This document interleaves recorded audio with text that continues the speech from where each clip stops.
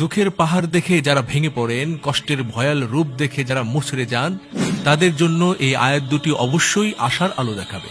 বাস্তবতা হলো, কোনো দুঃখই চিরস্থায়ী নয়, যেমন চিরস্থায়ী নয় রাতের আধার, আকাশের কালো মেঘ।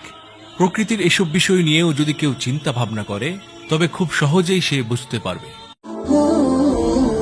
সরল পথের জীবন, the speech of Islamic motivation. জীবনে ব্যর্থতা, হতাশা ও একাকিত্ব, কখনো কষ্টের কালো মেঘ এসে সব আনন্দকে মুহূর্তেই বিষাদে পরিণত করে দেয়, আবার কখনো আনন্দের বৃষ্টি ঝরে কষ্টের চিহ্নটুকু ধুয়ে মুছে সাফ করে দেয়। বুদ্ধিমান তারা, যারা বিপদ আপদ দুঃখ কষ্ট দেখে বিচলিত হন না, মহান রবের কাছে সোনালী ভোরের প্রত্যাশায় চোখ ভিজিয়ে বুক ভিজিয়ে দোয়া করতে থাকেন, কারণ তারা জানেন এই বিপদ একদিন কেটে যাবেই, হতাশার জীবনে আশার আলো ফুটবেই। পবিত্র কোরআনে সেই কথাটি উচ্চারিত হয়েছে বারবার। আল্লাহ তাআলা বলেন, সুতরাং কষ্টের সাথেই রয়েছে সুখ, নিশ্চয়ই কষ্টের সাথেই রয়েছে সুখ। সূরা আলাম নাশরাহ 5 ও 6। দুঃখের পাহাড় দেখে যারা ভেঙে পড়েন, কষ্টের ভয়াল রূপ দেখে যারা মুচড়ে যান, তাদের জন্য এই আয়াত দুটি অবশ্যই আশার আলো দেখাবে। বাস্তবতা হলো, কোনো দুঃখই চিরস্থায়ী নয়, যেমন চিরস্থায়ী নয় রাতের আধার, আকাশের কালো মেঘ।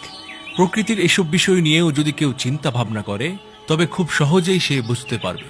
আমরা অনেকেই দুঃখের ঢেউ দেখে হতাশায় মুচড়ে পড়ি, কষ্টের তীব্রতা সহ্য করতে না পেরে কেউ কেউ আত্মহত্যা পর্যন্ত করে ফেলে, আবার কেউ বিদ্রোহী হয়ে পাপের পথে পা বাড়ান। এসবের কোনোটাই বুদ্ধিমানের কাজ নয়।